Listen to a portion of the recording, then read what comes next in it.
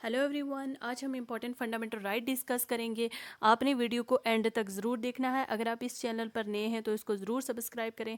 मैंने इधर exam related काफ़ी बेनिफिशियल वीडियोस अपलोड की हुई हैं, ठीक है, चाहे आप किसी भी एग्जाम की तैयारी कर रहे हैं। तो चलिए शुरू करते हैं। हमारा पहला क्वेश्चन है, how many fundamental right are there in Indian constitution. Indian constitution में टोटल कितने फंडामेंटल राइट हैं? टोटल 6 फंडामेंटल राइट है, ठीक है। पहले एक और था जिसका नाम था राइट टू प्रॉपर्टी, ठीक है। राइट टू प्रॉपर्टी भी था, 7 थे पहले, अब कितने हैं? अब 6 हैं। ये 7वां राइट टू प्रॉपर्टी डिलीट किया गया है और इसको आर्टिकल 300A के अंडर जो है ये एक लीगल राइट बनाया गया है, ठीक है।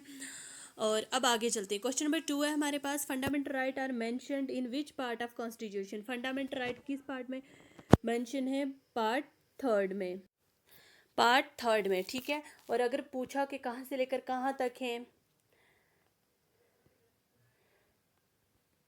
12 से लेकर 35 तक हैं, ठीक है। और टोटल कितने आर्टिकल हैं? 24 आर्टिकल हैं। पार्ट थर्ड आर्टिकल 12 से लेकर 35 तक हैं, ठीक है। क्वेश्चन नंबर 3 है हमारे पास, article related to fundamental rights are from. Fundamental right 12 से 35 तक हैं, ठीक है, मैंने अभी आपको बताया। क्वेश्चन नंबर 4 है हमारे पास, which of the following fundamental rights can not be suspend even during emergency. अच्छा, इमरजेंसी के टाइम जो फंडामेंटल राइट्स सस्पेंड नहीं होते वो कौन कौन से हैं? आर्टिकल 20 एंड आर्टिकल 21, ठीक है। ये दो राइट जो हैं ये इमरजेंसी के टाइम सस्पेंड नहीं होते। इमरजेंसी कितने टाइप की होती है? 3 टाइप की। इमरजेंसी लगाता कौन है? प्रेसिडेंट, ठीक है। आगे चलते हैं। क्वेश्चन नंबर 5 है हमारे पास, आर्टिकल 14 डील विद। आर्टिकल 14 किससे डील करता है? इक्वालिटी बिफोर लॉ, ठीक है। आर्टिकल 14 से लेकर आर्टिकल 18 तक क्या दिया हुआ है? राइट टू इक्वेलिटी, जिसमें आर्टिकल 14 क्या बताता है हमें? इक्वेलिटी बिफोर लॉ, ठीक है। आगे चलते हैं। Right to education is the fundamental right. Yes, right to education एक फंडामेंटल राइट है अंडर आर्टिकल 21A, ठीक है। और ऐड कब हुआ था? 21A। ये भी पूछ सकते हैं, 86 कॉन्स्टिट्यूशनल अमेंडमेंट एक्ट में ये ऐड हुआ था। This article 21A is added by the 86th constitutional amendment act 2002। It makes only the elementary education as a fundamental right, ठीक है। आर्टिकल 7 हमारे पास क्या है? Which article prohibit discrimination on ground of religion, race, caste, sex और place of birth. Which article prohibit discrimination. अच्छा, किसी के साथ भी कोई किस्म का भेदभाव नहीं होगा उसके महजब को लेकर, उसकी रेस को लेकर, उसकी कास्ट को लेकर, जहाँ वो पैदा हुआ उसको लेकर, ठीक है। Place of birth. अब मतलब कि इस तरह का डिस्क्रिमिनेशन, इस तरह का भेदभाव, इनइक्वालिटी, ये सब नहीं होगा, ठीक है। ये आर्टिकल 15 में बोला गया है, ठीक है। Which article gave right to freedom of speech and expression? Article 19, right to freedom of speech and expression.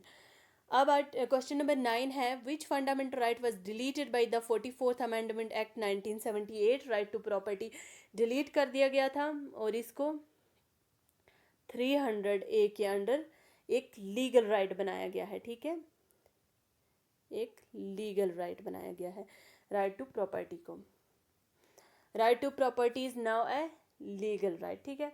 आगे क्वेश्चन नंबर 11 है हमारे पास, which article grants protection in respect of conviction for offences. Article 20। पहले कोई काम, इसका मतलब क्या होता है? देखो, पहले कोई काम लीगल था, बाद में क्या हुआ, वो काम इलीगल हो गया तो हमें उसकी सज़ा नहीं मिलेगी, ठीक है। पहले कोई काम लीगल था, बाद में वो काम इलीगल हो गया तो हमें सज़ा नहीं मिलेगी। इसी में एक और आता है, नो डबल जियोपार्डी, ठीक है। इसका क्या मतलब होता है? एक सज़ा 2 बार नहीं दी जा सकती, ठीक है। नो सेल्फ इंक्रिमिनेशन, इसका क्या मतलब है?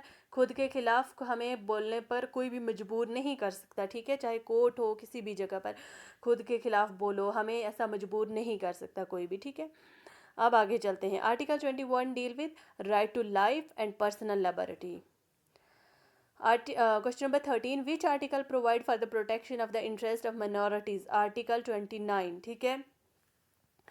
Protection of the interest of minorities मतलब जो कानून है वो हमारी रक्षा, हमारी प्रोटेक्शन खुद करेगा, ठीक है। क्वेश्चन नंबर 14 है हमारे पास, right to constitution remedies it under article 32, right to constitution remedies जिसे heart and soul of Indian constitution कहा जाता है, ठीक है, heart and soul of Indian constitution article 32, ठीक है।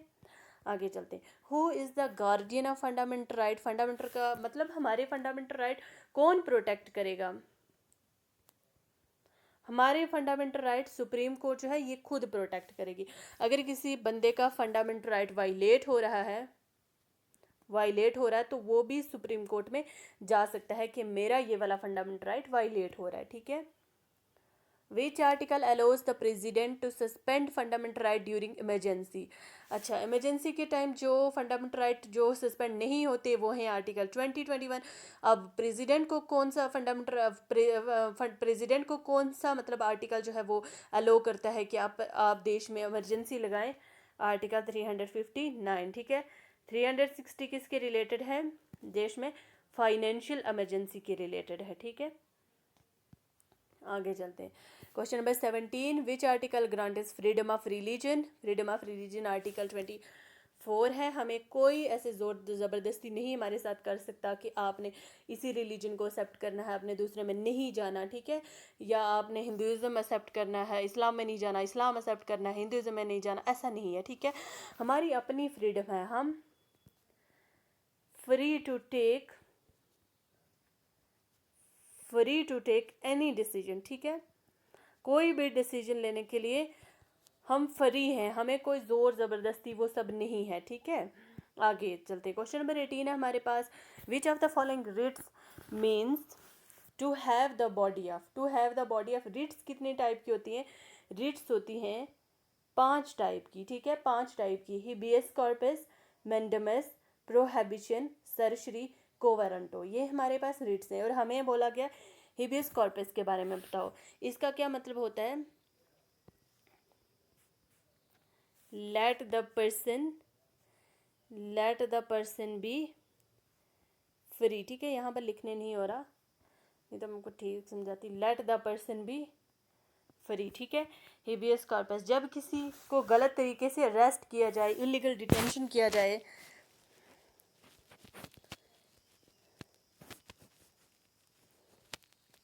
Let the person B free, ठीक है। जब किसी को गलत तरीके से अरेस्ट या इलीगल डिटेंशन किया जाए तो कोर्ट उसे रिलीज़ करने का ऑर्डर देता है, ठीक है। बिना वजह के हम जेल में बंद नहीं कर सकते, ठीक है। अगर किसी को बिना वजह जेल में बंद कर दिया गया हो तो उसमें लगता है habeas corpus, to have the body of, ठीक है, habeas corpus.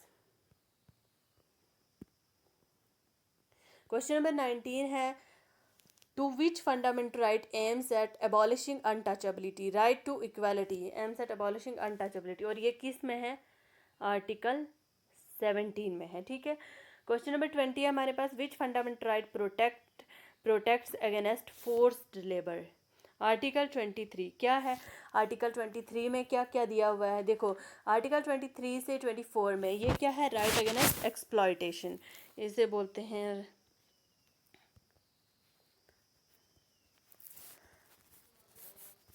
Right against exploitation, ठीक है।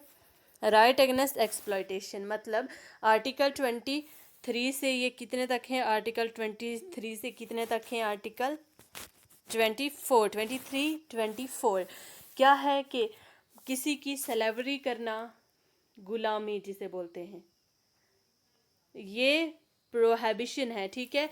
फोर्स्ड लेबर, इंसानों का बेचना, सेलिंग, बाइंग, ये सब कुछ ये भी क्या है? प्रोहिबिट है, ठीक है। 24 क्या कहता है? Prohibit the employment of children below the age of 14 years. एक बच्चा 14 साल से छोटा है तो हम उसे किसी भी हजार्डियस एक्टिविटीज़ जैसे कंस्ट्रक्शन हो गया, वर्क हो गया, रेलवे हो गया, वहाँ पर उसको काम नहीं लगा सकते, ठीक है। in any factory, mine or other hazardous activities that construction work or railway like construction work or railways etc. हम उसको काम में नहीं लगा सकते। ठीक है, ये थे हमारे इंपॉर्टेंट फंडामेंटल राइट। वीडियो अच्छी लगी हो तो शेयर करना, लाइक करना ना भूलिएगा।